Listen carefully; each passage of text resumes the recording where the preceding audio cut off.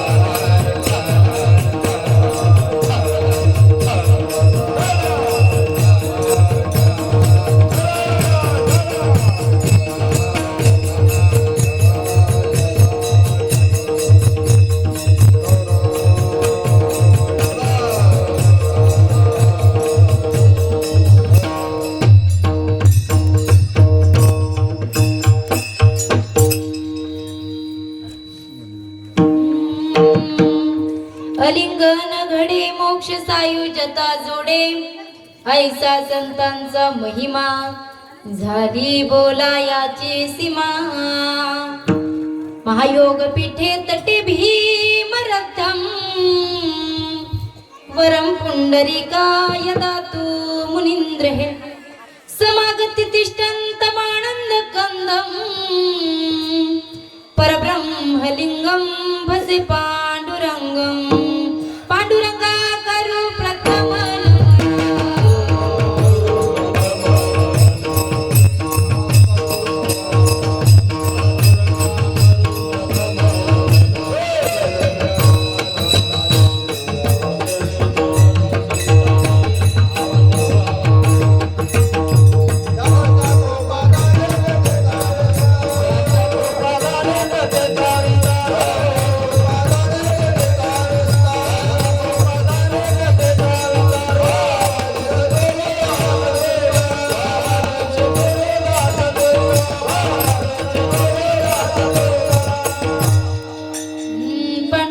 गुरु प्रथम नमन दुसरे चरण संतांची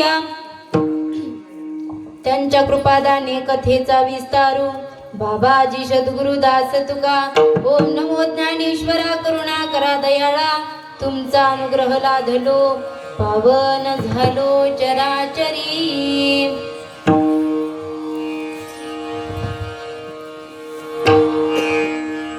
सकल विद्यांचे अधिकरण तीची बंधू श्री चरण श्री गुरूंचे ते नमस्कारोनी आता स्वर लावलेलाच राहू द्या थोडाफार सेटिंग मुळे आवाज कमी जास्त होतोय योन्तः प्रविश मम वाच विमां प्रसुता संजीवयते किल शक्तिधरः स्वधाम्ना अन्यंशास्त चरण श्रवणत्वगादीन् प्राणानमो भगवते पुरुषाय तुभ्यं मनोजवं मारुततुल्यवेगं जितेन्द्रियं बुद्धिमतां वरिष्ठं वातात्मजं वानरायुधं मुख्यं श्रीरामदूतं शरणं प्रपद्ये हे दुःख भंजन मारुति नंदन हे दुःख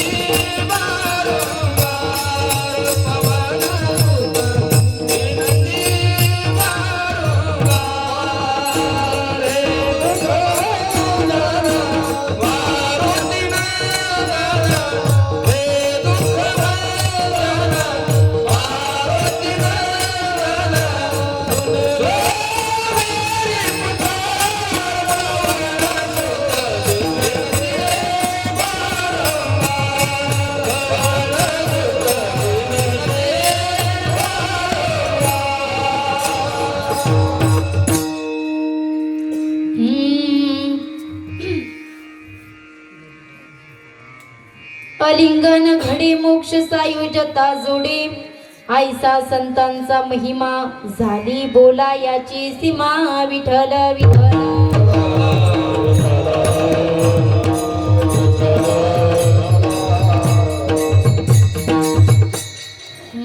प्रस्तुत प्राप्त प्रसंगी आणि प्राप्त स्थळी चिंतन रूपी सेवेकरिता निवडलेला अभंग याच्या यावत भूतलावर जन्माला आले जड जीवांचा उद्धार करणारे नवे नवे वितराग संपन्न देहूचे सुप्रसिद्ध साधू असे असणारे कलशप्रिय संतमान्य देवमान्य जगमान्य तुकोबराय यांचं 4 चरणाचा उत्कृष्ट असा अभंग आजच्या सेवेकरिता निवडला विठ्ठल.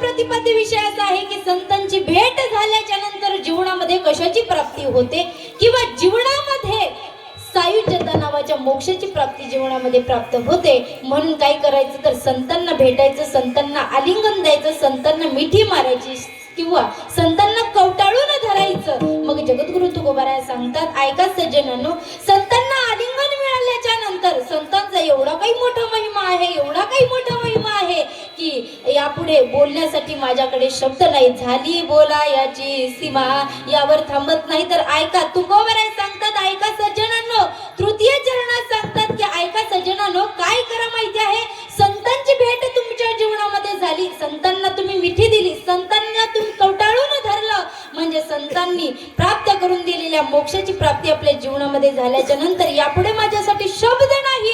त्याही पुढे जाऊन सांगतात, ऐका सज्जनांनो, आता यासाठी तुम्हाला किंवा संतांची भेट घेण्यासाठी तुम्हाला कोणत्या तीर्थावरती जायची गरज नाही किंवा कोणत्या देवाला भजायची गरज नाही. तर कशात आहेत देव? तीर्थ पर्व काळ अवघे पाया पै सकळ. एकदा का संतांना मिठी मारली, संतांना आलिंगन दिलं की सगळं काही देवाचं चरण हे संतांच्या पायाजवळ आहेत असं तुकोबाराय सांगतात. एवढ्यावर थांबत नाही. जगद्गुरु तुकोबाराय सांगतात, ऐका सज्जनांनो, तुका म्हणे देवा आणि त्यांची केली पावे सेवा. म्हणजे कोणाची? त्यांची केली पावे सेवा.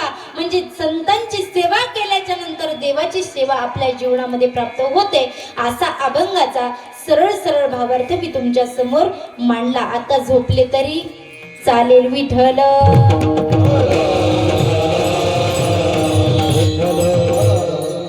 कीर्तनाला प्रारंभ करण्यापूर्वी अल्पसा हा परिहार द्यायचा, तो असा, चालत असलेला भव्य आणि दिव्य नियोजनाचा सप्ताह दरवर्षीप्रमाणे याही वर्षी सुंदर भव्य आणि दिव्य नियोजनाचा सप्ताह मौजे धानोरा गावामध्ये चालू असलेल्या 4थ्या दिवसाची सेवा मज पामराकडे आली. मी माझं मात्र परम भाग्य समजते.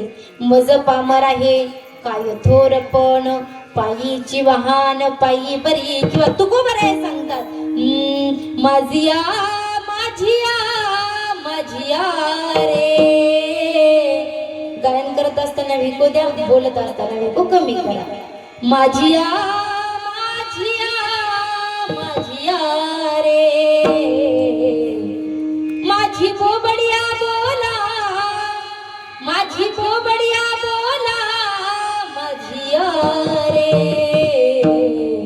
माझिया बोबडिया बोला रे, माझिया बोबडिया बोला रे. ऐका सज्जनांनो, 4थ्या दिवसाची सेवा माझं पामराकडे आली. मी माझं परम भाग्य समजते, पण ही सेवा किंवा निमित्तानं माझ्याकडे आली. तज्ञात हे सांगणं कर्तव्य आहे म्हणून तुम्हाला सांगते, ऐका. तुमच्या गावकऱ्याच्या वतीनं असतील, आयोजक असतील, नियोजक असतील, सर्वांनी ही सेवा माझ्याकडे प्राप्त करून दिली. तुम्हाला द्यावे तेवढे धन्यवाद. परंतु आमच्यावरती नितांत प्रेम करणारे अंकुश मामा भोपाळे बरोबर यांनी एक कॉल केला आणि कॉल केल्याच्या नंतर माझ्या मिस्टरांकडे कॉल केला, पतिदेवाला कॉल केला आणि सांगितलं, तुमच्या पत्नीचं कीर्तन एकदा आम्हाला द्या. ठीक आहे, त्यांनी हो म्हटलं आणि मला तुमच्यासारख्या मायबापांची सेवा आज इथे घडली. मी माझं भाग्य समजते. असो, तुमच्या इकडे बोलतात का? महिला मंडळ बोलत नाहीत का? आता पूर्ण सप्ताह होईपर्यंत महाराज लोकांचे कीर्तन आहेत, पण त्या पूर्ण सप्ताहामध्ये एकच महिला कीर्तन करा आहे, बरोबर की नाही? हे काही भाग्यानं, महत भाग्यानं ही सेवा माझ्याकडे आली. मी माझं भाग्य समजते. परंतु तुमच्या इकडे बोलतात ना, जरा जोरात बोला. थंडीचे दिवस आहेत, काही फार मागं बसलेत, इकडे पुरुष मंडळी ही मागं बसलेत, बरेच जण वट्यावर बसलेत. काही जणांना चांगलं वाटलं तर बसतात, नाही वाटलं तर उठून जातात मागच्या माग. कारण का इथं आलेला समाज एका धोरणाचा नसतो. काही जण आता बरेच जण इथं आले असतील, सप्त्यात एकच बाई असल्यामुळे बरेच जण पाहायला आले असतील, बरोबर की नाही? बरेच जण पाहायला आले असतील, बरेच जण ऐकायला आले असतील, बरेच जण काही दिवसातून कीर्तनाला आले असतील, नाहीतर काही जण नवा जोड दिसला की न्यायला आले असतील. असं तुमच्या इकडचं नाही, आमच्या इकडचं सांगते, बरोबर की नाही? तुमच्या इकडे गेलं की आमच्या इकडचं, आमच्या इकडे गेलं की तुमच्या इकडचं. मग अंत आणायचं कुठून? ऐका विठ्ठल.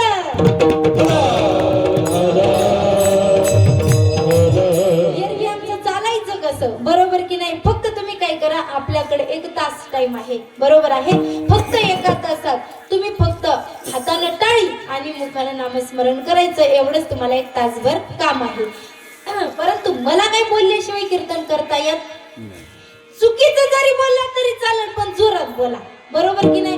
महिला मंडळ हो म्हणा ना, बोलत नाहीत का? आता तुमचा पक्ष असल्यावर, तुमचा उमेदवार उभे राहिल्यावर तुम्हाला बोलायला काय हरकत आहे का? पुरुष मंडळीपेक्षा महिला मंडळींनी जरा जास्त बोला. कारण का, ऐका, तुमचाच मतदारसंघ इथं उभा असल्याच्या नंतर तुम्हाला बोलायची काही भीती आहे का?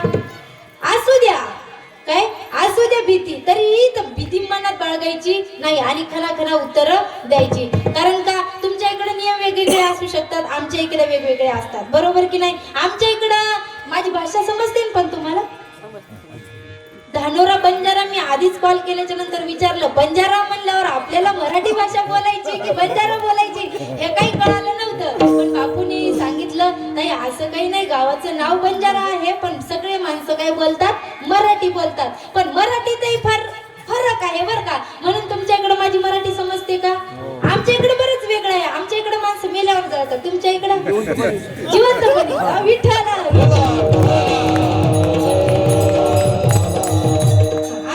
असं कीर्तनात एखादं तरी बोलणारे असले ना, मनाला आनंद वाटतो. नाही तर काही कीर्तनाला गेलं का, माझ्या कीर्तनाला एका ठिकाणी कीर्तनाला गेल्याच्या नंतर एक बाबा असे समोर बसले होते. बसल्याच्या नंतर कीर्तन होईपर्यंत बाबा मान हलवायचे, सारखी मान हलवायचे. मला वाटलं बाबाचा अभ्यास असेल, बाबा मान हलवतात, बाबाला सगळं काही समजत असेल. कीर्तन झाल्यावर मी अंकुश बाबांना असंच म्हटलं, का हो तुमच्या गावात सारे लोक धार्मिक दिसतात का? त्यांना बरंच काही समजत होतं. माझ्या समोर बसलेली होती त्या बाबांना लई समजत होतं का? ते सारखी मान हलवायचे. म्हणले, ताई तुम्हाला सांगायचं झालं तर त्या बाबाला काहीच ऐकायला येत नाही. म्हणजे कीर्तन जरा फेल गेला. मला सांगायचं तात्पर्य, एक जर का असं ना बोललं तर माणसाला कीर्तन करू वाटतं. विठ्ठल. आता हाताने टाळी वाजवायची, कशासाठी वाजवायची? तुमच्या इकडे बीपी शुगर आहे का? नाहीच का? भेटणारच नाही. आहे कुठे कुठे त्यांच्यासाठी 50% बीपी ही टाळीनं नाहीशी होते आणि 50% शुगर ही टाळीनं नाहीशी होते. मग तुमचं तुम्ही ठरवा, बीपी आणि शुगर घालवायची की नाही. पण ते असो, बाकीचे म्हणतील आम्हाला बीपी नाही, आम्हाला शुगर नाही, आम्ही त्या खात्यात बसतो का? बसत नाही. पण असो, तुमच्या काय पेरलंय ते तर सांगा. हरभरा आहे का? गहू, हरभरा, हळद काय असेल ना, बोला बोला, काय पेरलंय? सगळं आहे, बरोबर की नाही? मग आता जे वाजवणार नाही टाळ्या, त्याच्या पिकावर पडतील आळ्या, बरोबर की नाही? म्हणून वाजवा टाळी. विठ्ठल.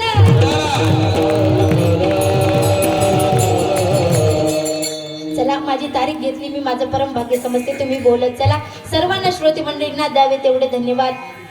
सुंदर असे गायनाचार्य आहेत. तुम्ही जरा इकडे सरका. गायनाचार्य जरा इकडे सरका, म्हणजे खूप माग झालात, मला माग बघता येत नाही. गायनाचार्य या साईडला या. सुंदर असं गायन केलं, ज्यांनी चालही गायली सुंदर, सर्वच गायनाचार्यांना द्यावे तेवढे धन्यवाद. सुंदर मृदंग वाजवतात दादांनाही द्यावे तेवढे धन्यवाद. दोन्ही विनेकरी असतील, सर्वांना द्यावे तेवढे धन्यवाद. श्रोते मंडळी असतील, टाळकरी असतील, माळकरी असतील, विनेकरी असतील, चौकदार असतील, भालदार असतील, श्रोते मंडळी असतील. माझा आवाज एवढा नाही, पण तुमच्यापर्यंत ज्यांनी आवाज पोहोचवण्याचं काम करतात असे साऊंडवाले दादा, सर्वांना द्यावे तेवढे एकदा धन्यवाद. माझी तारीख घेणारे सौजन्य असतील, आयोजक असतील, नियोजक असतील, व्यासपीठ चालक असतील, अन्नदाते असतील, सप्ताह कमिटी असेल, गावकरी मंडळी, सर्वांच्या चरणावरती एकदा नतमस्तक होते. आणि माझ्या कीर्तनाला इथेच काय करते,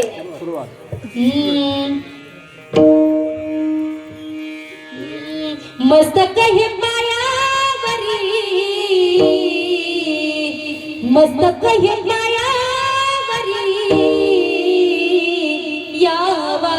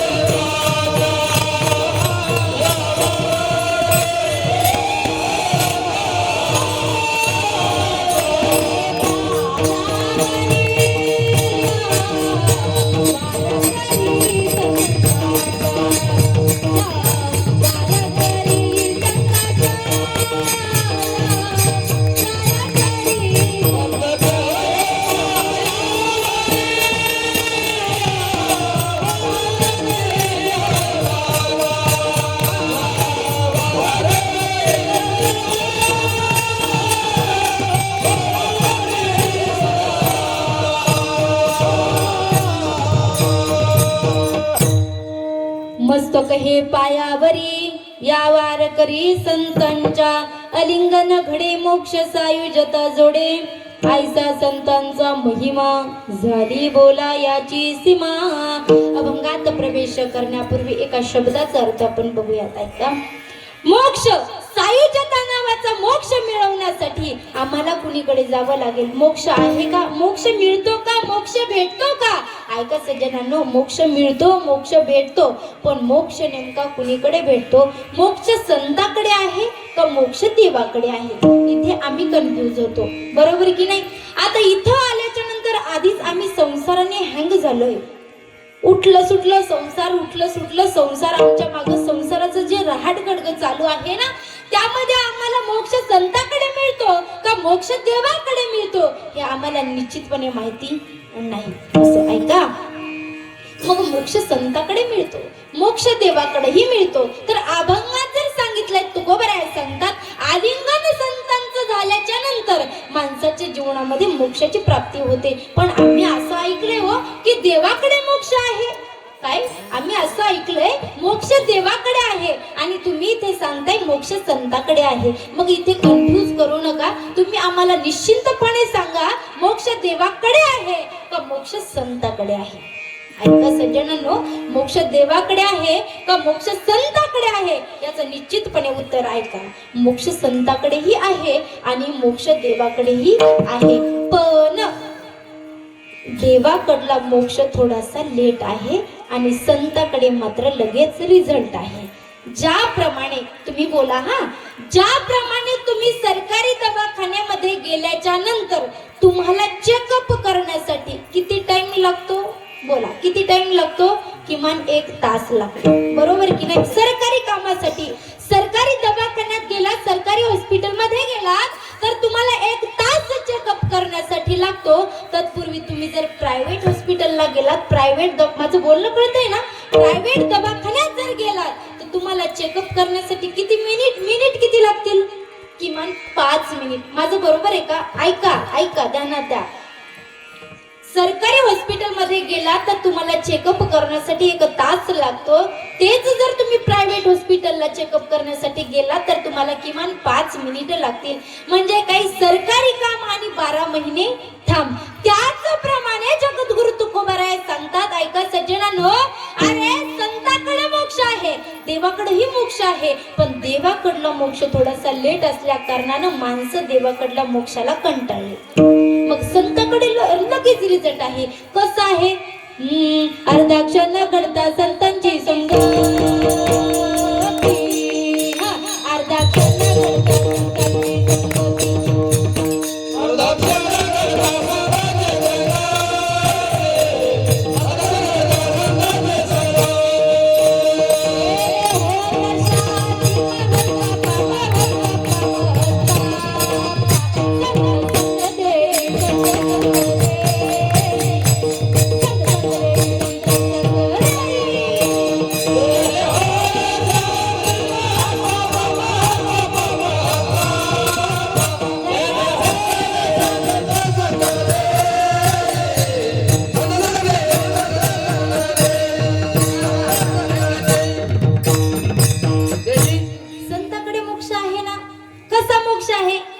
अर्धाक्षण घडता संतांची संगती, अर्धाक्षण घडता संतांची संगती, तेने होया शांती महत पापा महत पापा महत पापा, संत संग देई संत संग देई, संत संग देई संत संग देई.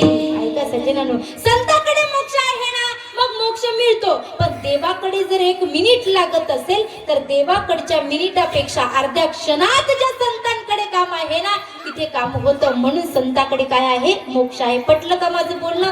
देवाकडेही मोक्ष आहे, पण देवाकडे किती टाइम लागतो? देवाची हे द्वारी उभा क्षणभरी, देवाची हे द्वारी उभा क्षणभरी,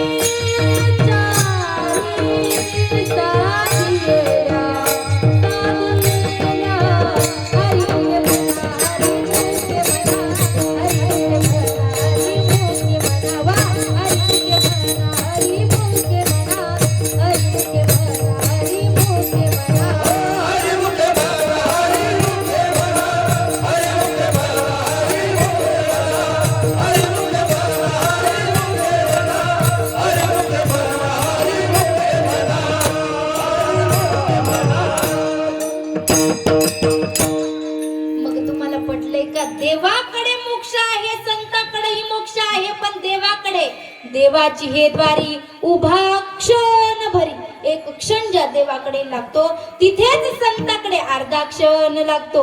म्हणून संताकडे मोक्ष आहे, देवाकडेही मोक्ष आहे, पण संताकडे मोक्ष असून मोक्षाची पंगत आहे. कशा प्रकारे? दयाने घातली मुक्तीची गवाधी, मिळविली मांदी वैष्णवांची. ज्या वेळा संतांचा समूह ज्ञानोबारायांनी तयार केला, संतांकडे मोक्षांची पंगत आहे. सांगते ऐका, ज्या वेळेला ज्ञानोबारायांनी संतांचा समूह एका जागी केला, सकल संतांना एका जागी केलं, संघटना तयार केली आणि मांदियाळी वैष्णवांची मिळवली. मिळवल्याच्या नंतर सकल संतांना एका जागी केल्याच्या नंतर तिथे काय संघटना तयार झाली. आणि जिथे एका माणसाला किंमत नसते तिथे सगळ्या माणसांना किंमत असते. कारण का? हा सप्ताह एकाचा आहे का? नाही. तर इथे तुम्ही आम्ही खेळी मेळी, कारण का इथे एकट्याचा नव्हे खेळ, म्हणून मेळ मी जमविला किंवा मिळविला. इथे जर इथे कीर्तनकार एकटे असते तर जमलं असतं का? नाही. इथे गायनाचारी एकटे असले तर जमल का? नाही. आणि इथे आम्ही सगळेच जण असलो तुम्हीच नसले तर चालेल का? नाही. म्हणून संघटना असावी लागते. मग ज्ञानोबारायांकडे संघटना होती, समूह तयार केला. एवढंच ज्ञानोबारायांचं विशेष नाही, तर ज्ञानोबारायांनी संघटना तयार करून रेडा बोलवला. हेही शेवटचं टोकाचं नाही. तर ऐका, पाठीवरती मांडे भाजले, रेडा बोलवला, हेही शेवटचं टोकाचं नाही. तर 750 वर्षापूर्वी आम्हा तुम्हाला मराठी भाषेचं ज्ञान माहिती नव्हतं, त्या मराठी भाषेचं ज्ञान आम्हा तुम्हाला घराघरात पोहोचवणारे ज्ञानोबाराय आणि ज्ञानेश्वरी निर्माण केली. आणि आजही 750 वर्ष झाल्यानंतर ती मराठी आम्हाला तुम्हाला उपकृत माहिती आहे. म्हणून ज्ञानोबाराय सांगतात, ए मराठीची हे नगरी ब्रह्मविद्येचा सुकाळू करी. कारण का?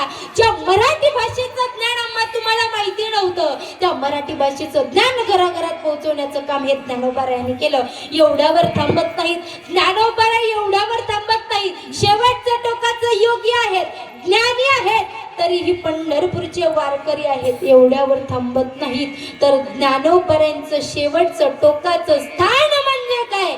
ऐका सज्जनांनो, अरे कीर्तनात झोप लागते हे सगळ्यांना माहिती आहे. माहिती आहे कीर्तनात समाधी लागते हे सगळ्यांना माहिती आहे. पण समाधीत सुद्धा कीर्तन करता येतं हे माझ्या माऊलींनी जगाला शिकवलं. कारण का? ज्ञानदेवा घेतले स्थान बाबा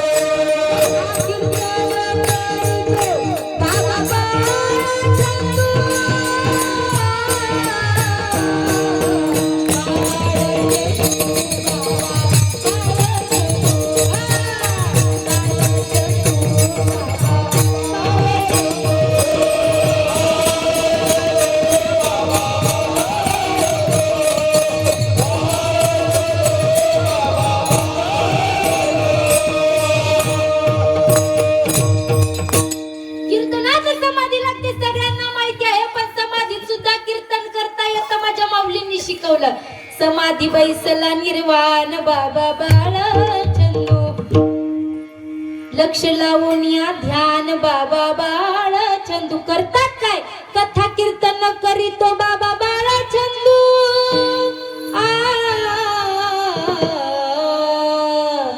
बाळ चंदू बाबा बाळ चंदू बाळ चंदू बाबा बाळ चंदू विठ्ठल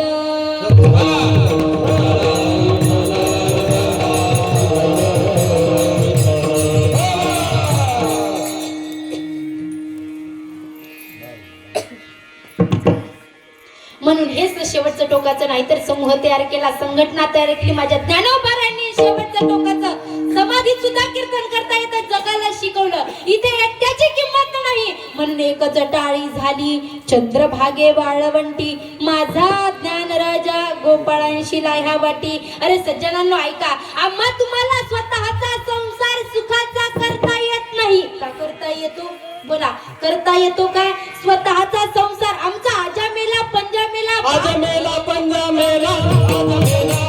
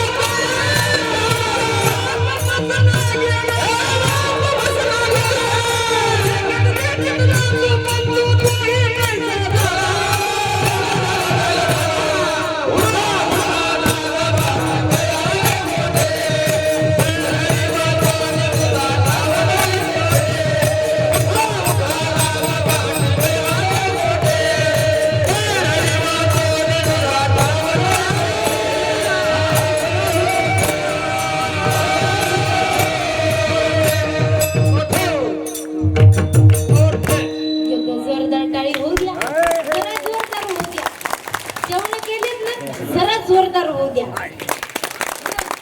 कारण का ऐका हे तुम्हाला कळणार नाही बर का हे परमार्थाचा नाद हा फक्त आम्हाला कळतो कारण का इथं उभं राहिल्याच्या नंतर असं वाटतं एवढं नाचावं एवढं नाचावं एवढं नाचावं आता तुम्ही बघतच असाल इथं आले तेव्हापासून माझंही नाचणं चालूच आहे बर का प्रत्येक जण मनात विचार करत असतील काय बाई बाबा नाचत राहते पण इथं परमार्थातलं वेळ माणसाला लागल्यावर नाचुंगी नाचुंगी नाचुंगी नाचुंगी नाचुंगी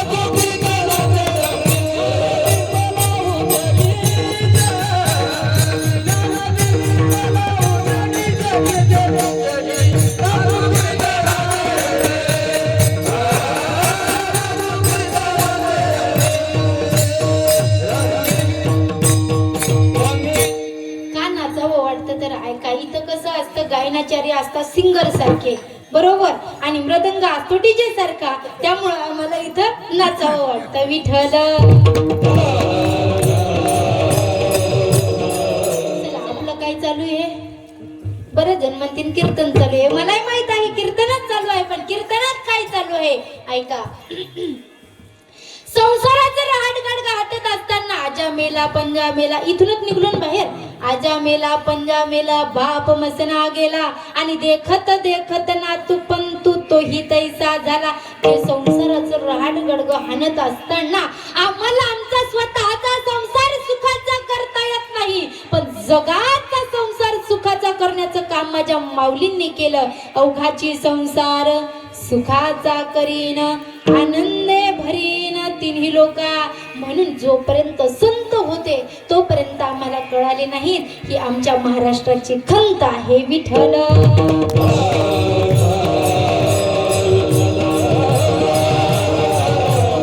म्हणून संतांना संतांचं महत्व कळून देण्यासाठी आजचा अभंग सेवेकरिता घेतला. अभंगात पहिला शब्द आहे आलिंगन. आलिंगन म्हणजे काय? तर आलिंगन म्हणजे कवटाळून धरणे, आलिंगन म्हणजे मिठीत घेणे, आलिंगन म्हणजे प्रेमाने देणे. मग या आलिंगनाचे दोन प्रकार पडतात.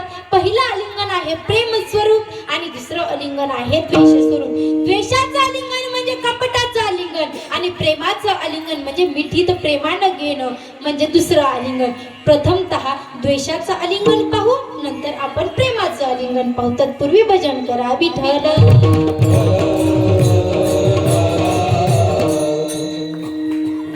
ऐका, पाचही पांडवांचा युद्धामध्ये विजय झाला.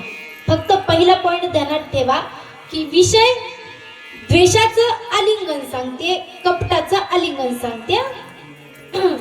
पाचही पांडवांचा युद्धामध्ये विजय झाला. पाचही होती रोखोक होती, टुमटुमीत होती. 100 कौरव मेले, मारल्या गेले. आता देवाने राखलं पाहिजे हो, माणसाचं काय घेऊन बसलात? कारण का 5 होती रोखोक होती, टुमटुमीत होती. देव राखे तया मारील कोण, न मोडे काटा हिंडतावन. देवाने आपला सांभाळ केला पाहिजे, माणसाची तिथे गरज पडत नाही. मग 100 मारले गेले, 5 होते रोखोक होते, टुमटुमीत होते, पण 100 पैकी अगरबत्ती लावायला एक सुद्धा राहिला नव्हता. मग पाचही पांडव जेवायला बसले आणि जेवायला बसल्याच्या नंतर धृतराष्ट्र काका समोर जेवायला बसले. आलिंगन सांगते. जेवायला बसल्याच्या नंतर काय झालं, धृतराष्ट्राने विनंती केली आणि भीमाला आवाज दिला. भीमा, ए माझ्या राजा, मला तुला मिठीत घ्यावंसं वाटतं रे, मला तुला आलिंगन द्यावंसं वाटतं. आता या आलिंगनात प्रेम असन का? बोला बोला, या आलिंगनात प्रेम असन का? 100 मुलं मारल्यावर प्रेम असन का डोक्यात गेम असन? ऐका, प्रेम नसून धृतराष्ट्र काकाच्या डोक्यात गेम होता. जवळ बोलवून दाबायचा होता. कुणाला? भीमाला. पण वाणी किती गोडे बघा. भीमा, ये रे माझ्या राजा, मला तुला आलिंगन द्यावंसं वाटतं. जवळचं म्हटल्याच्या नंतर एवढी वाणी गोड टाकल्याच्या नंतर आपल्यालाही वाटतं ना हो की पुढच्याच्या मनात आपल्याविषयी जरा केला असेल. एवढं गोड बोलल्यावर, गोड बोलणारे बी बरेच धोकादायक राहतात बर का. ते तोंडावर गोड बोलतात आणि माघारी माणसाच्या काड्या करतात. मैंदमुखीचा कोवळा, भाव अंतरीचा निराळा. तोंडामध्ये मात्र काही एक शब्द असतात आणि मनामध्ये मात्र काही निराळच चाललेलं असतं. म्हणून या काड्या करणाऱ्याच्या जरा लांब राहायचं, जवळच्या पासून नेहमी सावध राहायचं बर का. ऐका, मग भीमाला वाटलं माझ्याविषयीचा राग आता काकाच्या मनातला गेला असेल. आता 100 मारली होती, मनातला राग काही गेला असेल का? पण नाही, डोक्यात गेम होता. भीमाला जवळ बोलून दाबायचा होता. ऐका, भीमाने विचार केला आणि सांगितलं, काका काय आलिंगन द्यायचंय? हो रे, आता माझी 100 मुलं मेली आणि भीमा आता राहिलेली 5 ही तुम्हीच माझीच मुलं आहात. आणि मी माझ्या दुर्योधनाकडे, भीमा तुझ्याकडे बघितलं की मला माझ्या प्रिय दुर्योधनाची आठवण होते रे भीमा. म्हणून मला तुला काय करावंसं वाटतं? आलिंगन द्यावंसं वाटतं, तुला मिठीत घ्यावंसं वाटतं. म्हणे मिठीत घ्यावंसं वाटतं. देशील का आलिंगन? हो म्हणे काका, आलिंगन देतो पण उद्या देतो. काय म्हणे? कोण म्हणे? भीमा म्हणे. आलिंगन देतो पण उद्या देतो. ठीक आहे. आणि भीमाला एवढा आनंद झाला, एवढा आनंद झाला, एवढा आनंद झाला की भीमानं लगेच स्टेटसला टाकलं, उद्या काकाचं आणि माझं मिलन होणार, काकाला मी आलिंगन देणार. लगेच युट्यूबला चॅनल खोललं, वारकरी माणूस म्हणून चॅनल खोलून, उद्या काकाचं आणि माझं मिलन होणार, उद्या काकाचं आणि माझं मिलन होणार. इंस्टाला स्टोरी टाकली, लगेच फेसबुकला पोस्ट करीत सुटला, उद्या काकाचं आणि माझं मिलन होणार. तेवढ्या देव इकडे व्हॉट्सअप खेळत बसले होते. काय? देव इकडे व्हॉट्सअप खेळत बसले होते आणि खेळता खेळता देवाच्या ग्रुपला बातमी आली, उद्या काकाचं आणि भीमाचं मिलन होणार. तेवढ्या देवाचा मास्टरमाइंड देवाने विचार केला, म्हणे काहीतरी गडबड आहे. आता एवढा राग असल्यावर देवाने विचार केला आणि देवाने सांगितलं, याच्या डोक्यात प्रेम नसून गेम आहे. लगेच देवाने भीमाला कॉल केला, म्हणे हॅलो, कुठे रे भीमा? म्हणे आहे मनीषाताईच्या कीर्तनात. काय आहे म्हणे? इकडं. आणि लवकर इकडे. आला महाराज भीम.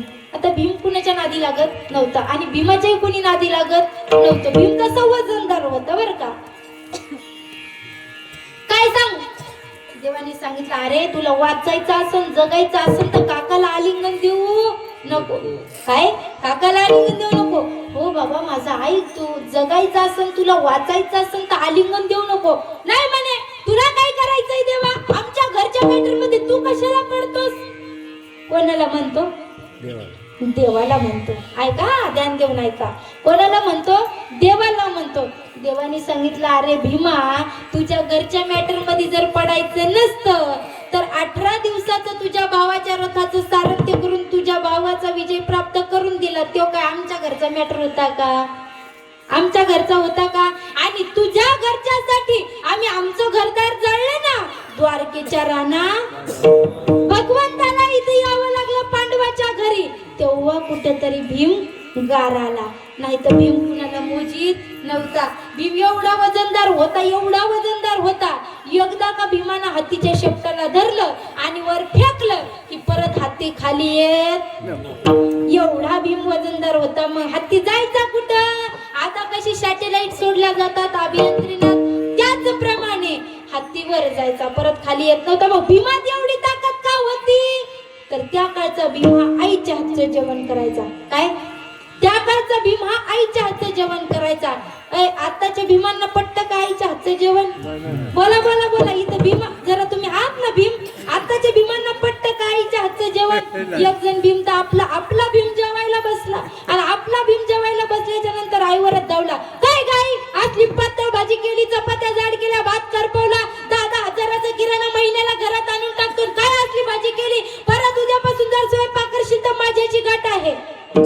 आईनं सांगितलं, बाबा अरे स्वयंपाक मी नाही केला, भाजी मी नाही केली, तुझ्याच बायकोनी केली. हा होय, माझ्या बायकोनी केली. हा, भाजी तशी पातळ आहे पण चवीला खूप छान आहे. मला सांगायचं तात्पर्य हा होय म्हणजे पत्नी म्हणलं की तुमचं लॉकडाऊन आणि आई म्हटलं की तुमचा उष्माघात. अरे का? कशामुळे? कारण आता कसं कलियुगात हेच झालंय, राघोला मिळाली, कलियुगात राघोला मिळाली मैना. काय? कलियुगात राघोला मिळाली मैना आणि मैना त्याच्या ध्यानातून जाईना. अरे नका का जाईना, पण आई बापाची करू नको ना दैना. आई रे बैमान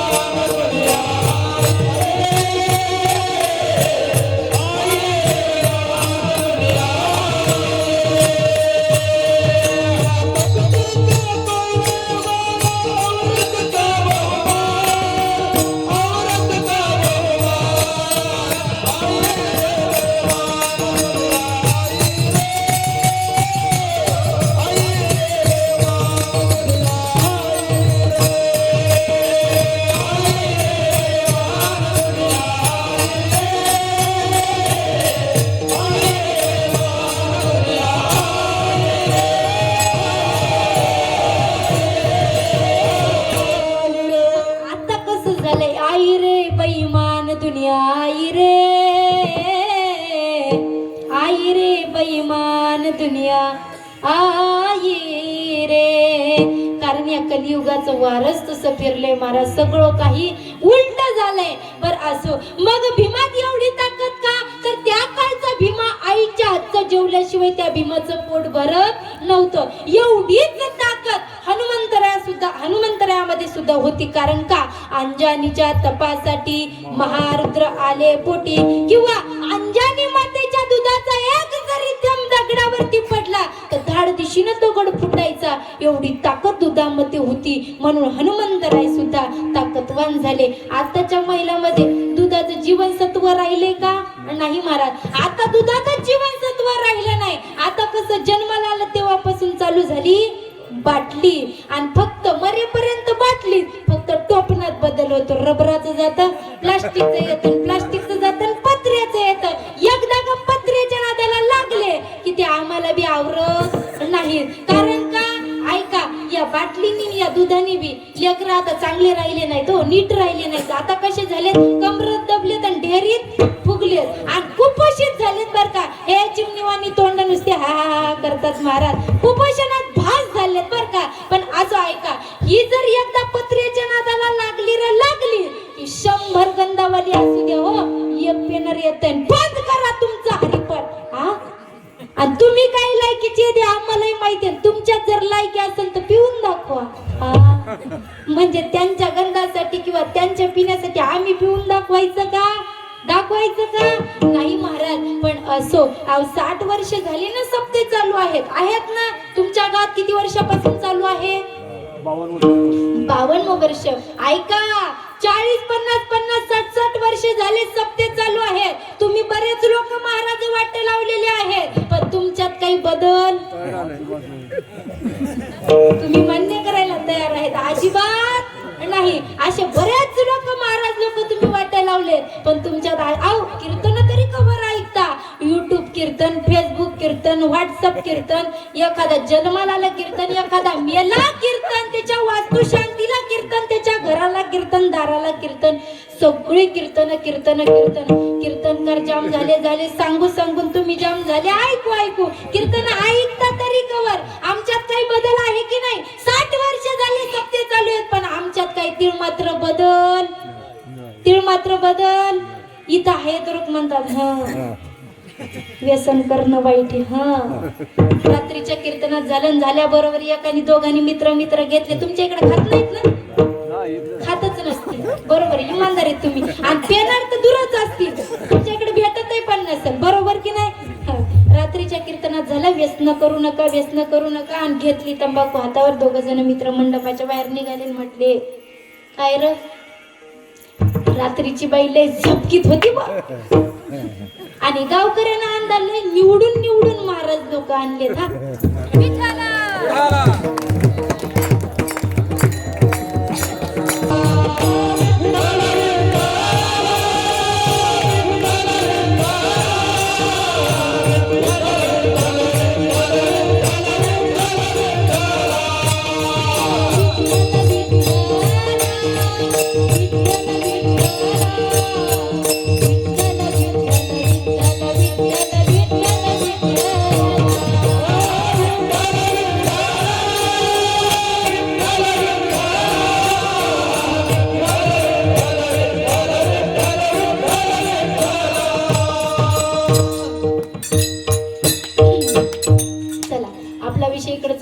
व्यसन करू नका. आणि तेवढ्या दोघांनी हातावर घेतली, सांगितलं गावकऱ्यांना बी आऊन लई निवडून महाराज लोक आणलेत बर का. ते तंबाखूवर आम्हाला निवडतं बर का. आता एक जण म्हणता, अरे त्यांनीच तर रात्री सांगितलं व्यसन करणं वाईट आहे, व्यसन करू नका. अरे त्यांचं सांगायचं कामच असतं. मंडपात आहे तर हो म्हणायचंच असतं. इथं कसं आहे, वाईट वागू नका. अरे इथं वाईट वागतात म्हणून तर चांगल्याला किंमत आहे, नाही तर चांगल्याला किंमत देणार कोण? पण ऐका सज्जनांनो, आमचं सांगणं काम आहे, तुमचं ऐकणं काम आहे. पण जीवनामध्ये एकदा का नरदेह मिळालाय ना, त्याचं सोनं करून घ्या. नाहीतर का नका करू नाश.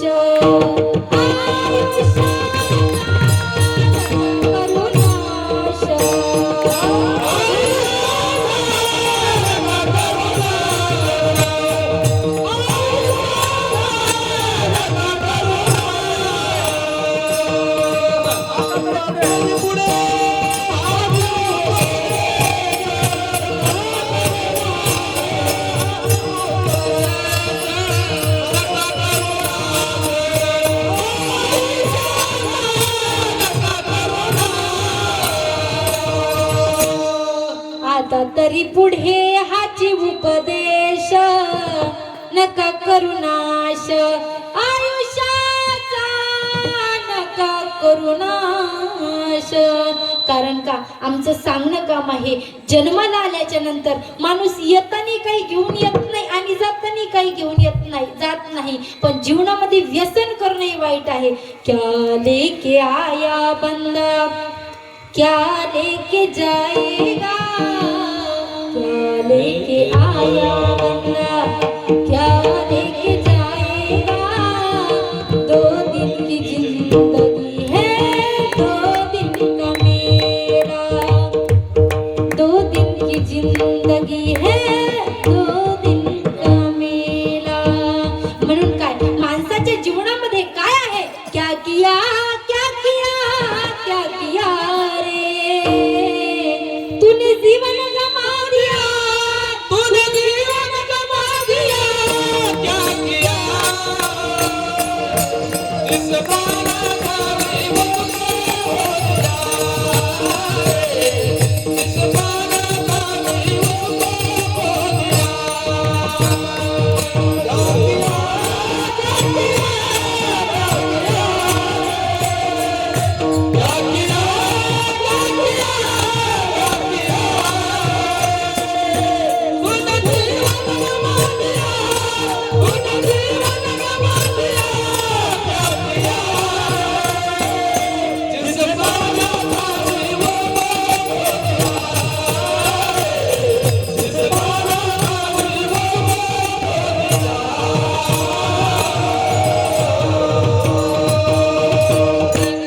चढावून चढ गायनाचारी भेटलेत महाराज. असं वाटतं कीर्तन कमी करावं गायनच ऐकत राहावं.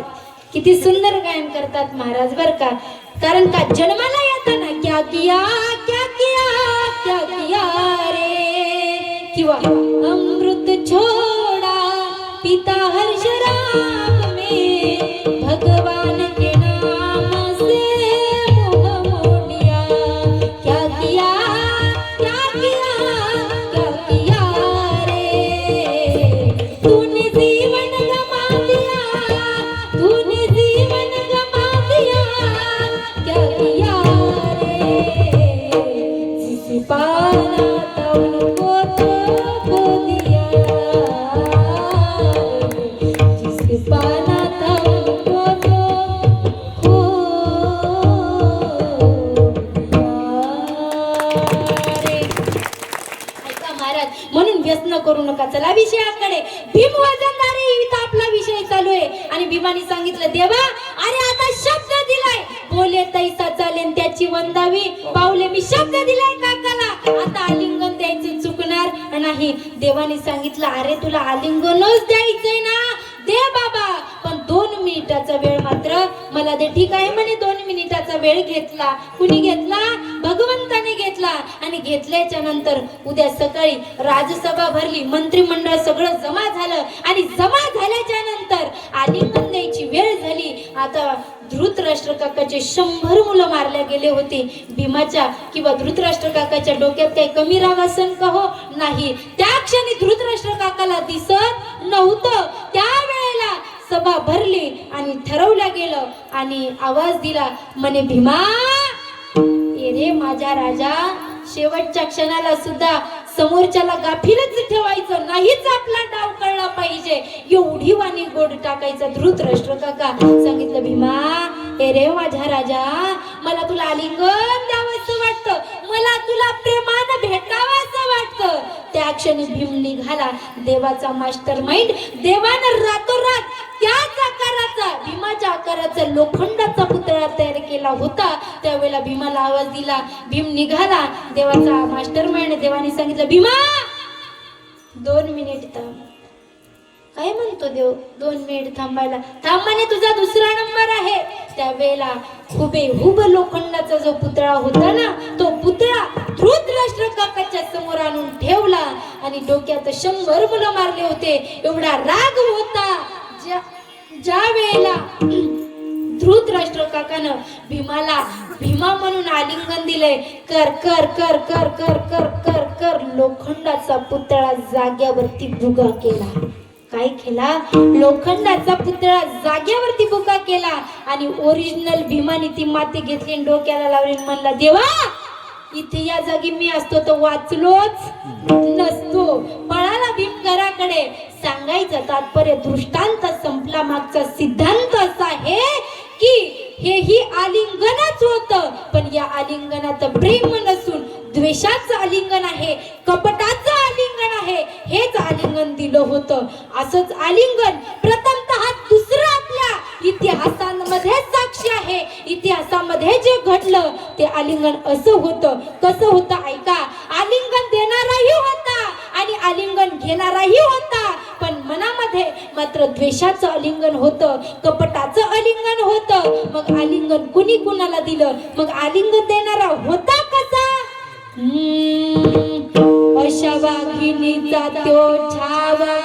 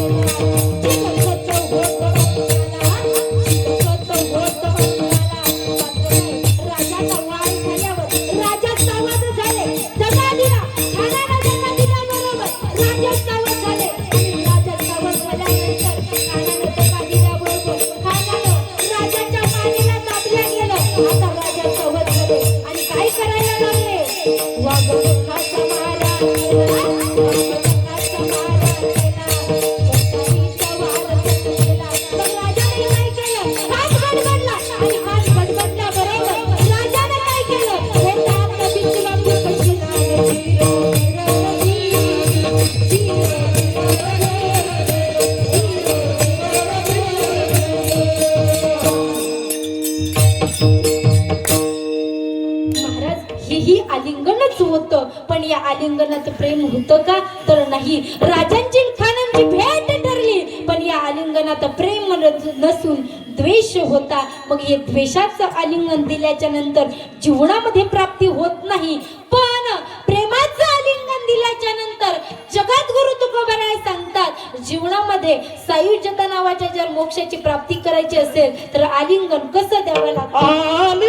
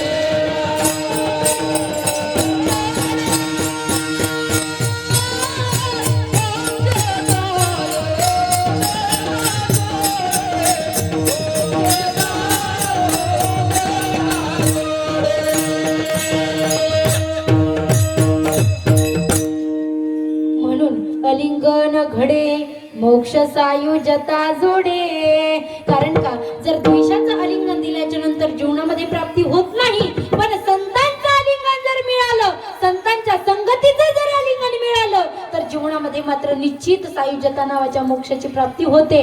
मग असो ऐका, संतांचं आलिंगन भेटल्याच्या नंतर कुणाच्या जीवनामध्ये प्राप्ती झाली? एक शिष्य होता आणि तो शिष्य, एक गावोबा नावाचा जो शिष्य होता, तो काय करायचा, नाथ महाराजांच्या घरी खायचा आणि काय करायचा, झोपायचा. खायचा आणि झोपायचा, एवढंच त्याला काम होतं. झोपले का काय? जागे आहात ना? जागे आहात ना? का बाजूला येऊ? नाही, आपल्या कीर्तनात चालू ठेवू. ऐका,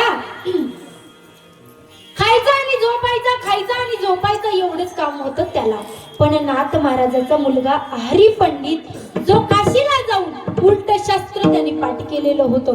वेद होते, शास्त्र होतं, पुराण होतं, सगळं काही उलट पाठ केल्यामुळे एक पात्र असं आहे, एक शिष्य आहे आणि दुसरं पात्र असं आहे की मुलगा आहे. आता दोनही पात्र लक्षात घ्या. नाथ महाराजांच्या घरी एक शिष्य राहत होता आणि एक मुलगा राहत होता. पण हरिपंडिताला उलट शास्त्र पाठ केल्यामुळे त्याला ज्ञानाचा गर्व झाला. काय झाला? ज्ञानाचा गर्व झाला. आता साहजिक आहे, आपल्या घरी जर इस्टेट असेल, 10-15 एकर जमीन असेल, बंगला असेल, एखादी गाडी असेल, तर आम्हाला निश्चितपणे गर्व असतो की माझ्याकडे हे आहे किंवा मी हे आहे. किंवा एखादी गायनाचा पेपर दिला की मला गायन येतं, एखादा 2-4 बोल आले की मला पकवाज येतो. पण एवढं सोपं असतं का? नाही महाराज. मग हरिपंडिताला उलट शास्त्र पाठ झाल्यामुळे त्याला ज्ञानाचा गर्व झाला. काय झाला? अहंकार झाला, गर्व झाला. तो कोणाला मोजित नव्हता किंवा कोणाला जय हरी घालीत नव्हता. आता इथं कसं आपल्या समाजात असं असतं, शिकला त्यो टिकला, शिकला त्यो टिकला. पण माझं वैयक्तिक मत आहे, वाकला त्योच टिकला. कारण इथं परमार्थात असो किंवा कुठेही असो, नम्र झाला भूता आणि त्याने कोंडिले अनंता. कारण देवाला जर प्राप्त करायचं असेल, अहंकार गेला, अहंकार गेला, तुका म्हणे देव झाला. मग इथं मीपणाची भाषा सोडून द्या. किंवा मी काय आहे, रोज सकाळी उठल्याच्या नंतर देवाच्या दर्शनाला येतो, बरोबर येतो. पण आत येत असताना भगवंत म्हणतो, बाबा तू दर्शनाला ये, पण तुझा मी सोडून ये. काय? मी दर्शनाला येऊ का? तू येऊ नको. म्हणजे मी सोडून तू दर्शनाला ये, असं भगवंताचं म्हणणं असतं. मग मी अहंकार असल्यामुळे नम्र झाला भूता त्याने कोंडिले आनंद. बघा, हरिपंडिताला ज्ञानाचा गर्व असल्या कारणानं तो कुणाला जय हरी घालीत नव्हता. पण जीवनामध्ये माणसाने कसं असलं पाहिजे हो?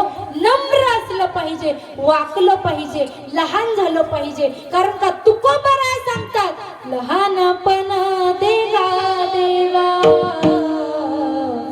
लहानपण देगा देवा, मुंगी साखरेचा रवा, मुंगी साखरेचा रवा, लहानपण देगा देवा, लहानपण देगा. तुकोबाराय सुद्धा म्हणतात, जीवनामध्ये मला लहान बनव, मुंगी होऊन मला साखर खायची. काय तुकोबाराय सांगतात, मुंगी होऊन मुंगी लहान आहे पण झटका वाईट आहे. काय मुंगी लहान आहे पण झटका वाईट आहे. कारण का झटका वाईट कसा आहे बघा. धानोरा गावातल्या 4-5 मुंग्या एका जागी बसल्या. ध्यानात घ्या, धानोरा गावातल्या 4-5 मुंग्या एका जागी बसल्या. तुमच्या इकडे बसतात ना मुंग्या? मुंग्यांचं सांगते, बसतात ना? बोलत नाही का? माझ्यावर नाराजी आहे का तुमच्यावर कर्ज आहे? कर्ज आहे का? कर्ज असेल तर मी फेडायला तयारी बर का. कारण का आताच हप्ता पडलाय ना. एवढं सरकारनं बहीण म्हणून योजलंय आपल्याला तरी तुम्ही नाराज. आणि कर्ज असेल तर मला सांगा. कारण का होऊ द्या कर्ज, ज्याच्यावर कर्ज तेच खरं मरतो. बरोबर की नाही? असू द्या कर्ज तुमच्यावरती, पण बोलत चला. चला आपण कुठे चाललोय? 4-5 मुंग्या एका जागी बसल्या. बसतात ना गप्पा मारायला. मग 4-5 मुंग्या एका जागी बसल्या आणि एका मुंगीनं सांगितलं, अगं ऐक ना. एका मुंगीनं 4-5 मुंग्यांना सांगितलं, बाई मला दिल्लीला जायची इच्छा आहे ग. मला दिल्लीला जायचंय. कुठं जायचंय? दिल्लीला जायचंय. आता तुम्ही मला सांगा, मुंगी दिल्लीला जाईन का? जरा जोरात सांगा, मुंगी दिल्लीला जाईन का? जरा जोरात सांगा, मुंगी दिल्लीला जाईन का? मांग बसलेले काय झोपले काय? का थंडी वाजते तुम्हाला? मुंगी दिल्लीला जाईन का? नक्की जाणार नाही ना? नाही जाणार. लगेच 4-5 मुंग्यानं संदेशी तिच्या कानाखाली ठेवून दिली. जरा जोरात, एवढ्या जोरात बर का. अगं म्हणली, तुझं आतरून तुझं बजेट काय? तू बोलती काय? मुंगी कुठे दिल्लीला जाईन का? आतरून पाहून पाय पसर म्हणे. काही पण बोलायला लागली. मुंगी कुठे दिल्लीला जात असते का? म्हणे दिल्लीला जात नसते होय. महाराज तीच मुंगी दिल्लीला जात नाही, पण दिल्लीला जाणाऱ्या माणसाच्या शर्टवर चढली तर गेली ना दिल्लीला. लगेच त्या दिल्लीतल्या मुंगीनं धानोरा गावातल्या मुंगीला व्हिडिओ कॉल केला. बघ म्हणे न्यू पार्लमेंट इन दिल्ली, नवीन संसद भवन बघ म्हणे. चार्ज नाही, लगेच नाही, पासपोर्ट नाही, आधार नाही, पॅन नाही, काहीच नाही म्हणे. तरी मी दिल्लीला गेले. लगेच धानोऱ्यातल्या मुंग्या विचार करायला लागल्या, कस काय गेली ग दिल्लीला? कशी पोहोचली तू दिल्लीला? त्यावेळेला दिल्लीतल्या मुंगीने सांगितलं, ऐक म्हणे बाई. काय ऐक म्हणे? मी दिल्लीला कशी गेले तर मी दिल्लीला अशी गेले, मी आधी लहान झाले. काय झाले? मी आधी लहान झाले आणि हात मोठ्याचा धरला आणि मग दिल्लीला गेले. त्याचप्रमाणे तुकोबाराई सांगतात, ऐका सज्जनांनो, तुम्ही परमार्थामध्ये लहान व्हा म्हणजे विकार सोडा. काय करा? परमार्थामध्ये लहान व्हा, विकार सोडा. ज्ञानोबाराय तुकोबाराय रूपी मोठ्याचा हात धरा. मोक्ष रूपी दिल्ली भेटल्याशिवाय तुम्हाला तुमच्या टाळ्या वाजण्यावरून असं वाटतं तुम्हाला बरंच माझं कीर्तन समजत आहे. नाही समजलं तरी चालेल, पण इथं आहे तर फक्त समजतं ना. विठ्ठला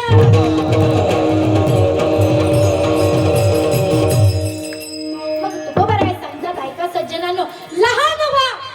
लहान का? काही ठिकाणी महाराज एवढा महापूर आला आणि मोठ्याल्या खोडाची झाडं वाकनाच. हो काय? मोठ्याल्या खोडाची झाडं वाकनात. पाण्याचा झपका आला, कडडडडडडड मोडून पडली आणि पाण्याचा झपका आला. त्या लव्हाळानं आपली मान टाकली आणि पाणी निघून गेलं की उभे राहिले. आपल्या संग कोण कोण हेर माग. आता माग कशाला कोणी राहीन महाराज? पण जे वाकला तो टिकला. मग काय तर महापुरे झाडे जाती, तेथे लवाळे राहती. म्हणून माणसाने जीवनामध्ये लहान व्हा. तुका म्हणे जाण व्हावे लहानाहुनी लहान. माणसाने म्हणून लहान झालं पाहिजे. मग हरिपंडिताला थोडासा गर्व असल्यामुळे ज्ञानाचा हरिपंडिताला वाटायचं, आता नाथ महाराजांचं वय झालंय आणि वय झाल्याच्या नंतर राहिलेलं रामायण कोण करणार? आता असं वाटतं ना, हो आपला बाप म्हातारा झाला, एकदा का बापाचा जोडा लेकाला यायला लागला की बाप हा सगळी संपत्ती इस्टेट कुणाच्या नावावर करतो? पुतण्याच्या. करतो का? कुणाच्या करतो? स्वतःच्या मुलाच्याच करतो. मग काय महाराज हरिपंडिताला वाटायचं एवढं ज्ञान असल्यामुळे आता काही नाथबाबांचं वय झालंय आणि राहिलेलं रामायण म्हणतील, आता बाबा तुझ्याशिवाय कोण करणार आहे आणि माझं राहिलेलं रामायण कोण करता? तूच कर. असा हरिपंडिताचा भ्रम होता, असा हरिपंडिताला गर्व होता. एक दिवशी अशी सभा भरली आणि सभा भरल्याच्या नंतर काय झालं महाराज? तर हरिपंडिताने सांगितलं, बाबा संतांच्या आलिंगनाची ताकद सांगते. बाबा आता तुमचं वय झालंय आणि राहिलेलं रामायण आता कोण त्यावेळेला मात्र नाथबाबांनी हरिपंडिताकडे बोट करण्याऐवजी नाथबाबांनी रोज खायचं आणि झोपायचं त्या गावबाकडे बोट केलं. हा करेल म्हणे माझं रामायण पूर्ण. हरिपंडितांनी तोंडात घातलं आणि सांगितलं काय, रोज खातो आणि झोपतो, खातो आणि झोपतो आणि हा रामायण करेल? हो म्हणे हाच रामायण करेल. आणि त्या क्षणी नाथबाबांनी गावबाला इकडे बोलवलं. बोलवल्याच्या नंतर डोक्यावरती हात ठेवला आणि त्यावेळेला काय झालं, अलिंगने संताची दिव्य झाली माझी काया. त्यावेळेला मात्र संतांच्या आलिंगनानं गावबाची काया ही देवरूप झाले आणि राहिलेलं पूर्ण रामायण हे गावबाने लिहिलं. आज सुद्धा शास्त्रज्ञांना कळालं नाही की नाथबाबांचं रामायण कुठे संपलं आणि गावबाचं रामायण कुठे सुरू झालं. एवढा समभाव हा त्या नाथबाबांनी आणि गावबाच्या लिहिण्यामध्ये होता महाराज. समरूपता होती म्हणून ही संतांच्या आलिंगनाची ताकद आहे. हा संतांचा महिमा आहे. अभंगाचं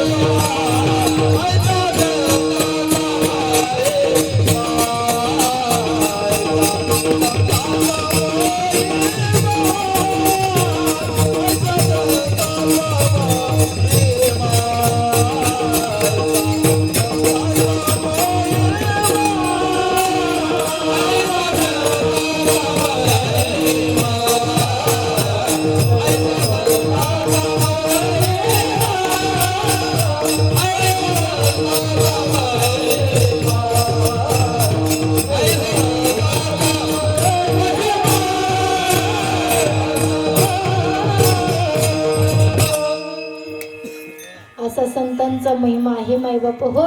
म्हणून इथे काही शब्द बोलण्याऐवजी नाहीत. याच्या समोर मी काही बोलू शकत नाही. एवढा संतांचा अधिकार आहे, एवढा संतांचा महिमा आहे. एकदा वारकरी संप्रदायाच्या प्रमाणे सर्वांनी हात वर करा आणि सुंदर असं भगवंताचं नामस्मरण भजन करूयात. सर्वांनी एकदा, ज्यांना आहेत त्यांना बर का, ज्यांना दोन हात आहेत त्यांनी हात वर करा. असे म्हणतील वट्यावर बसलेली मला सगळं दिसतं, मला दिसतं काहीतरी वरच्याला दिसतं. तुमचं तुम्ही बघा बर का. हरी जय जय हरी जय.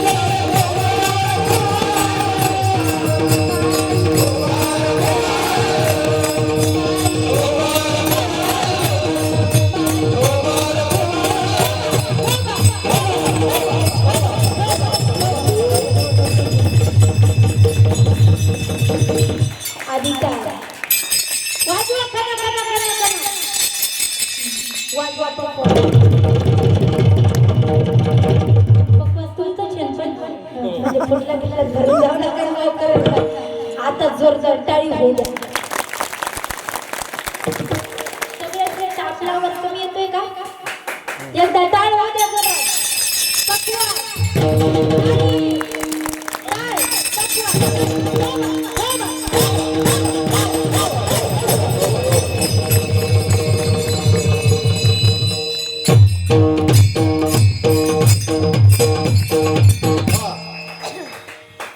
आलिंगन घडे मोक्ष सायुजता जोडे आयसा संतांचा महिमा झाली बोलायाची सीमा तीर्थ पर्व काढाव घे पाया पैस कळ तुका म्हणे देवा त्यांची केली पावे सेवा आयसा संतांचा महिमा झाली बोलायाची सीमा यथा भगवंतानं मला बुद्धी दिली त्या 2 चरणाचा भावार्थ मी तुमच्या समोर मांडू शकले. 4ही चरणाचा मांडता आला असता पण आपल्याकडे तेवढा टाइम नसल्यामुळे मला अल्पशा टाइमामध्ये 2 चरणाचा भावार्थ मी तुमच्या समोर मांडला. राहिलेल्या 2 चरणाचा भावार्थ काटोट कुटून जर पुढच्या वर्षी सेवा माझ्याकडे आलीच बरोबर का नाही. या वर्षी सेवा घेण्याचा माझा काही योग नव्हता. 80% लोक नाही म्हटले होते आणि 2% 20% लोक हे हो म्हटले होते. पण चला असो माझा योग आला. तुमचे काही पुण्य माझ्याकडे असेल माझंही काही तुमच्याकडे असेल म्हणून 2 चरणाचा मी सांगू शकले. राहिलेल्या 2 चरणाचा भावार्थ पुढच्या थंडीत जर असा मिळालाच सेवेचा योग आला तर 2 चरणाचा भावार्थ मी तुमच्या समोर सांगते. मला सांगायचंय कीर्तन चालू झालं तेव्हापासून मला एका गोष्टीचं हसू येत होतं बरं का. कशाचं येतं ऐका. कारण का आम्ही येत होतो रस्त्याने. रस्ता सांगणाऱ्याची पद्धत असते. आम्हाला 5 मिनिट तुमच्या गावात येण्यासाठी लेट झाले बरं का. किती झाले? 5-10 मिनिट लेट झाले. पण एवढं लांब गाव आहे. माझं गाव आहे सेनगाव तालुक्यात कोंडवाडा गाव. माझं गाव तिथून येत असताना आम्ही 4-5 जण गाडीमध्ये होतो. पण रस्ता आम्हाला माहिती नव्हता. आता बरेच रस्ते संध्याकाळच्या टायमाला कुणी सांगतं कुणी सांगत नाही. म्हणून काय झालं माहितीये का आम्ही रस्त्याने निघालो. आता निघाल्याच्या नंतर रस्त्याने सांगणाऱ्याच्या बऱ्याच पद्धती असतात बरं का. एक जणांनी रस्ता असं सांगितला. म्हटलं का हो धानोरा गावला जायचंय आणि रस्ता कुठून आहे. त्यांनी आम्हाला सांगितलं ऐका म्हणे ताई रस्ता असा आहे. म्हटलं कसा आहे. म्हणे ऐका रस्ता असा आहे इथून समोर जात असताना 3 गावं लागतात. काय म्हणे इथून जात असताना समोर 3 गावं लागतात. मधल्या 2 गावं सोडायच्या आणि मधल्या गावानं निघायचं. तिथून समोर म्हणे 3 झाडं लागतात. 2 झाडं सोडायचे मधल्या झाडानं समोर जायचं. म्हणे तिथून समोर 3 रस्ते लागतात. 2ही रस्ते सोडायचे आणि मधल्या रस्त्यानं जायचं. तिथून म्हणे 3 टपऱ्या लागतात. 2 टपऱ्या सोडायच्या आणि मधातल्या टपरीनं जायचं. तिथून समोर म्हणे 3 घरं लागतील. 3 बंगले लागतील. 2 बंगले सोडायचे मधातल्या बंगल्यात जायचं. त्या मधातल्या बंगल्यात 3 ताळ लागतील. त्या 3 ताळातले 2 ताळ सोडायचे आणि मधातल्या ताळात जायचं. गेल्याच्या नंतर 3 फोटो लागतील. ते 2 फोटो सोडायचे आणि मधातल्या पांडुरंगाच्या फोटोची शपथ ताई मला धानोऱ्याचा रस्ता माहित नाही. मला सांगायचं तात्पर्य मला नवल असं आलं हसू याचं आलं. गाव लांब असल्या कारणानं या टाइमाला बरेच लोक हे जागी नसतात आणि रस्ता सांगण्यासाठी उपयुक्त नसतात. पण बऱ्याच जणांनी रस्ता सांगून मला आजी ते उपकृत केलं. सर्वांना द्यावे तेवढे धन्यवाद. जशी भगवंताने मला बुद्धी दिली त्याप्रमाणे मी तुमच्या समोर सेवा करण्याचा प्रयत्न केला. आता आपला टाइमही झालेला आहे. तुम्ही 9:45ला कीर्तन चालू केलं होतं. 11:45ला आपलं कीर्तन समाप्त होईल. झालेली सेवा भगवंताच्या चरणी समर्पित करते. भगवंताच्या चरणी समर्पित करून माझा आवाज एवढा नाही तुमच्यापर्यंत ज्यांनी आवाज पोहोचवला असेल साऊंडवाले दादा सुंदर असे विनेकरी असतील, सुंदर असे गायनाचार्य असतील, टाळकरी असतील, माळकरी असतील, वादक असतील, विनेकरी असतील, चौकदार असतील, व्यासपीठ चालक असतील, सौजन्य असतील, तारीख घेणारे असतील,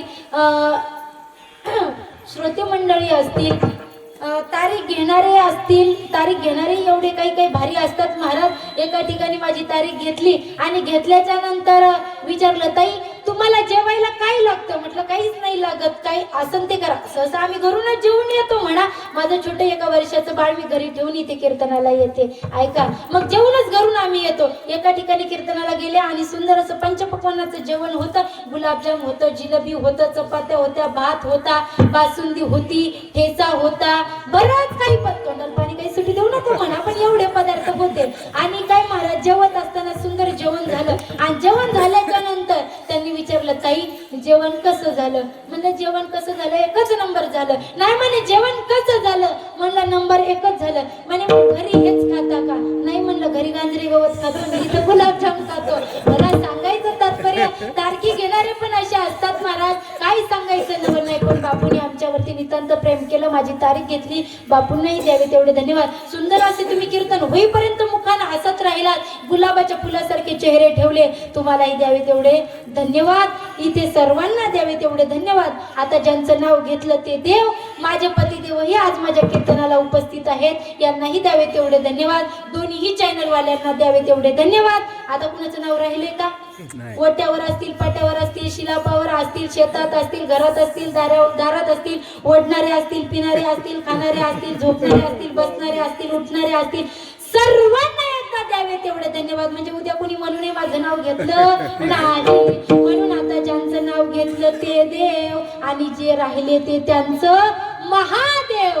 म्हणून आता ज्यांना 4 असतील त्यांनी 3 म्हणून मला माफ करा. जे चुकीचं बोलले ते माझ्या बुद्धीचे दोष आहेत, जे चांगलं बोलले ते माझ्या गुरुवरांचं आहे, ते चुकीचं आहे ते माझं मला परत द्या. पण ज्यांना 4 असतील त्यांनी 3 म्हणून माफ करा, ज्यांना 3 असतील त्यांनी 2 म्हणून माफ करा, ज्यांना 2 असतील त्यांनी 1 म्हणून माफ करा. पण ज्यांना मुलगीच नसेल त्यांनी मला दत्तक घेतलं तरी चालेल, पण मला माफ करा. सर्वांच्या चरणावरती एकदा नतमस्तक होते आणि माझ्या सेवेला पूर्णविराम. ज्ञानेश्वर